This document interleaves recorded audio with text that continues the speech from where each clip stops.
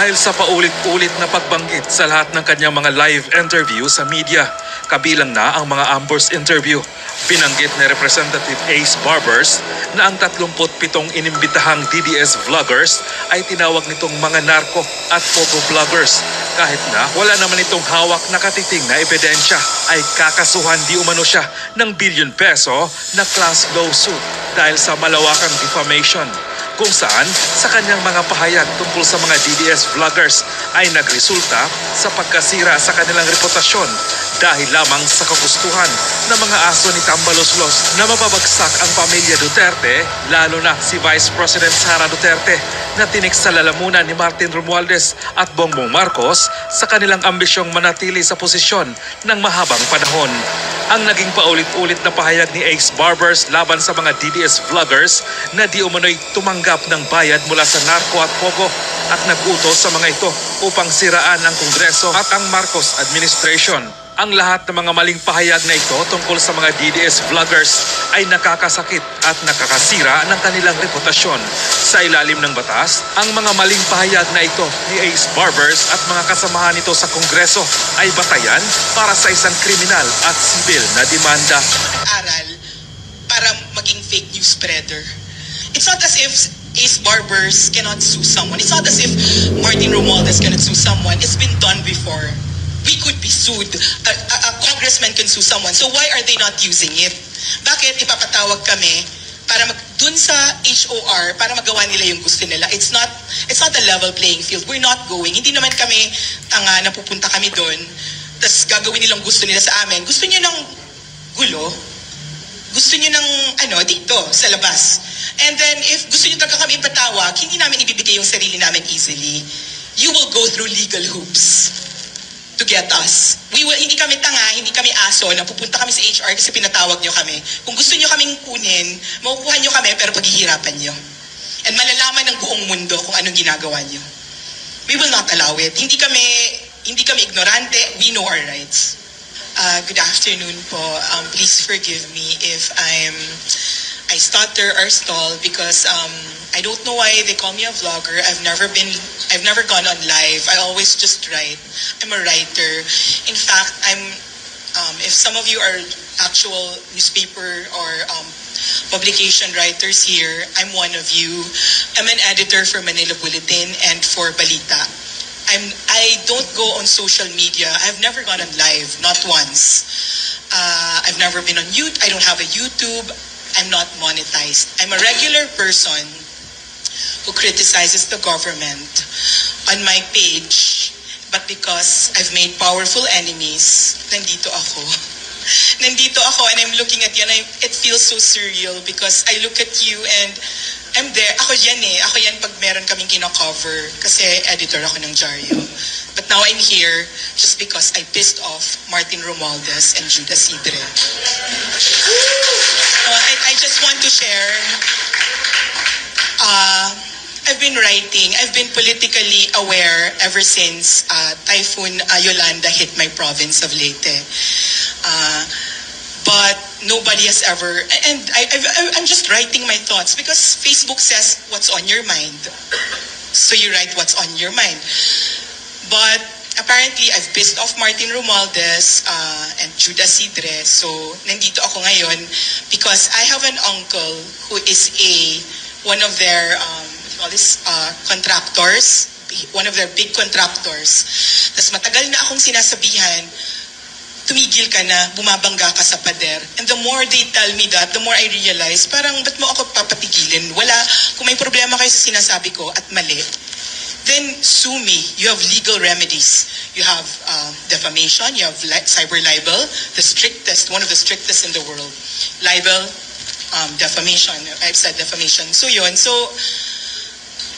And I just want to say that Martin Romualdez and Tingog Party List has continued to harass me and my family because we're all from Leyte. So they know my family. I just want you to know that because if something happens to me, it's them. Because if Martin calls my place of work, he's that kind of person. Judah Sidre calls my uncles because yung isang uncle ko, what do you call this? contractor sa isa sa mga projects doon. Sinasabihan ako na makakadamay ka sa negosyo namin. And, parang, I don't know why I'm doing this, to be honest, because nakakadamay nga naman ako sa kanila. Pero, we should all learn to fight for our country. Yun lang. Sabihin ko lang yun. Tsaka, very quickly, I just want to share what I wrote because Dan Fernandez would not read it, so I'll read it very quickly on why, because he dismissed it so easily as freedom of speech. It's not that simple. So I'll read very quickly on why, after careful consideration, I decided not to go. Aside from I know that I'm not gonna get a fair, they're not gonna listen to us. So first, I am not a vlogger. As I told you, I do not do lives. I do not have YouTube. I only have my Facebook. All my followers there, and DICT can check it, and BI Cybercrime can check it. They're all real. I've never paid for a follower. So, I'm not monetized. So I don't know kung ano yung basihan nila na gagawin kang just because I have followers. Social media vlogger na ako. I'm not monetized. I've never received anything from just writing on Facebook. That's all I do. I just write on Facebook. I don't even talk on YouTube. I am, however, a professional journalist. Ever since 2005, I've been working in publishing. I am currently an associate editor at Manila Bulletin. I am also the editor of Balita. And what I am is a professional journalist with a social media following. There's a distinction. So, Filipinos, we are protected by the 1987 Constitution, Article 3 Bill of Rights, Section 4, Section 2, Section 18. But an extra layer of protection covers all journalists. The Republic Act number 6713 is a code of conduct and ethical standards saying all journalists have the right to demand transparency. Apart from that, we have the SOTO law, which allows us not to divulge our sources. So with all due respect to the HOR, I would like to say that an inquiry whose aim is to regulate social media is unconstitutional. The reason I did not go is I do not support, cannot tolerate, and will fight against the idea of muzzling free speech. If I appear before Congress, it's like me legitimizing them wanting to regulate us. So I did not appear. Because government interference is a no-no and should not be allowed in the area of free speech. Free speech na nga lang ang meron tayo. Yun na lang ang meron tayo against the abuses of their power. Tatanggalin pa nila. Sasabihin nila, fake news. Kung fake news, kasuhan nyo kami. Meron namang, we have legal remedies for those. So, okay. So I would also like to remind the House of Representatives that power is not forever. The legislation you want to enact now, that whatever you do now, somebody will do to you when you're no longer in power. So be careful how you treat us, because you will be treated like this when somebody else, because I'm sure it will not be you, will be in power the next time. I also take very deep offense that Representative Barbers said that he will invite narco vloggers, pogo vloggers, and fake news spreaders in the hearing, which he has repeatedly said, not just in the halls of Congress, but also in various interviews by media, which done in his home is not covered by his parliamentary immunity. Hindi siya parliamentary immune from saying na narco vloggers kami. Dahil sinabi niya yon during his interview with TV stations. He has already pre-accused those who are invited. So I would like to ask Representative Ace Barbers if he has any proof that all of us here are any of those, because ano yung karapatan niya i-regulate yung, because that's his premise that we are funded by narco vloggers, we are narco vloggers, we are pogo vloggers. So in this regard, we will, if he forces us, petition the court for habeas data so that the Congress will be compelled to release any document that show why suddenly he's accusing us of being narco and pogo vloggers. This is damaging to us as Filipinos, as private citizens, And me personally, as a newspaper editor, because I've been working for 20 years and not once have I ever been sued by anyone. So, even during the time of Duterte, when I was fighting with people on social media, it was so easy to sue, But I was never sued because I know, hindi ako nag-aral para maging fake news spreader.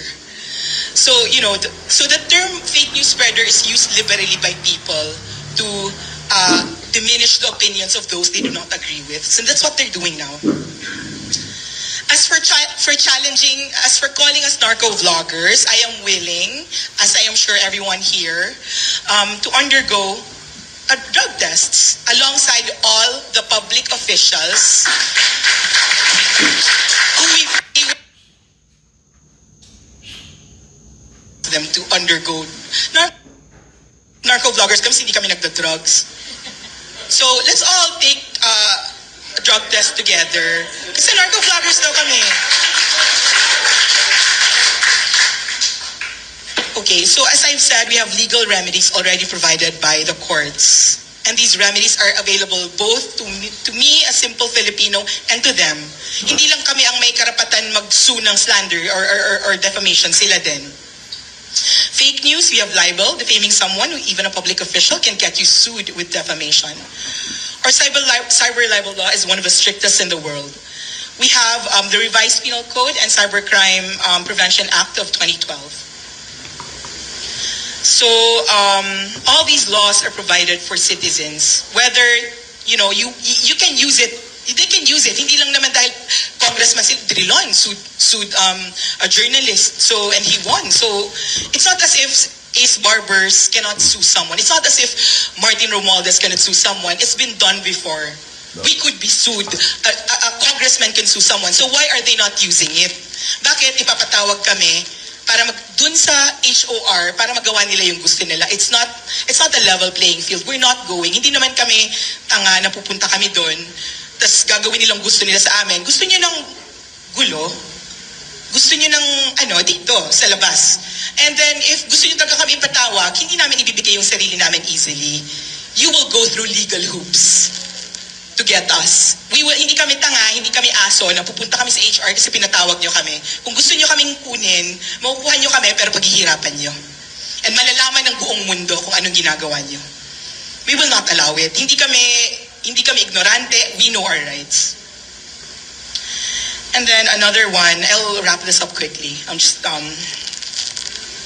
have not spoken in many years. So, and also, I would like to share my observation that the invite list is composed of anti-administration bloggers. They have two. Token, pro-admin bloggers. Dalawa. So, are they inferring that the fake news spreaders are the critics are fake news spreaders pero sila hindi? Yung mga tao nila, yung mga bayad nila, yung mga pro-admin bloggers, hindi? Sila nagsasalita ng masama against kay Duterte, nagsasalita ng masama against kay Sara, but it's not considered disrespect. But when we do it, it's disrespect.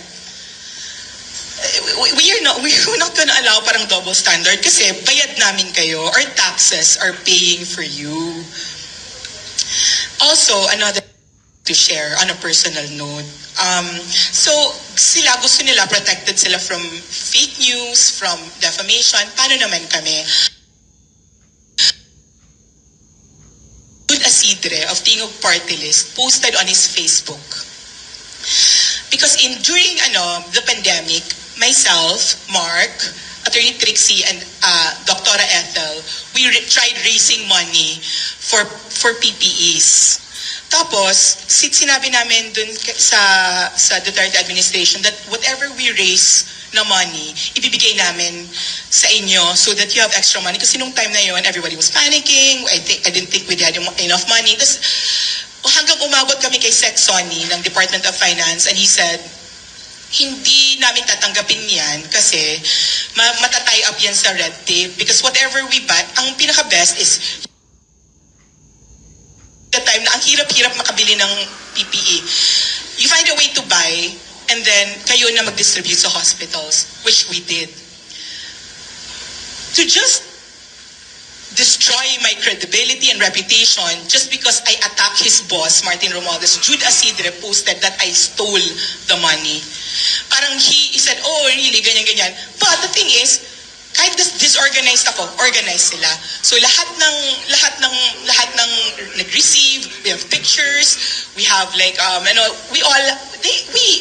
more importantly, that's a private fundraising. Hindi yan taxes ng tao. That's a private fundraising event, and we were accountable to all our donors. So ginamit nila yon. So just because they want to use something against you, kasi hindi naman pwedeng awayin ka nila, tapos wala silang gagamitin sa'yo, so ginamit nila yon from 2020. Between 2020 and now, we've done a lot of efforts for relief, disaster relief, pero yun ang ginamit nila. Unfortunately, sa kanila, meron kaming proof, which we try to do always. So ang gusto kong itanong sa HOR, one of your own defames or slanders a regular person like me, Congressman, what is my legal remedy? Bakit kayo lang ang may karapatan magpatawag? Pwede ko bang ipatawag si Jude dito? Can I just sue him? Because if I can sue him, I will. You know, parang, so yun ang sinasabi ko, parang abuso. Baka akala nyo, kami lang to, but if it happens to me, it will happen to all of you. If it happens to all of us here, and we're all educated here, it can happen to, ito kasi, this is the idea, mag-election na. This is the perfect time for them to shut us up. This is the perfect time for them para matakot tayong lahat at atakihin sila. Pero we cannot do that not just for ourselves but for our children. Kasi we cannot allow them to just do whatever they want without them being checked. Kasi sa kanila na lahat eh. Executive, legislative, sana yung judicial hindi. Pero pag party tayo pinatahimik, wala nang mangyayari sa Pilipinas. And you know, some of us can turn a blind eye, some of us hindi natin kaya i-switch off yung passion natin for loving this country. And finally, I just want to say that, sorry about this, I'm not very used to speaking. So lastly, ang sabi nila, ang issue nila, troll farms, we have proof about troll farms. Ang mga pages nila, pag binasa ninyo, is trolls. Kahit sinong Pilipino na hindi magaling sa social, you don't have to be an expert to identify trolls. But they're not in the listed invitees. Kami, na we all have our faces, we show our faces, you know who we are, we don't have anything to hide. We're the trolls. But the people they employ, and we know who they are, and we will reveal their names in Congress, in HOR. Yung mga binabayaran ninyo, yung mga heads ng social media pages ninyo na dati ganito lang ang buhay, tapos ngayon sobrang social na, we know who they are, we know how much they pay the troll farms. So, bakit kami ang nandito?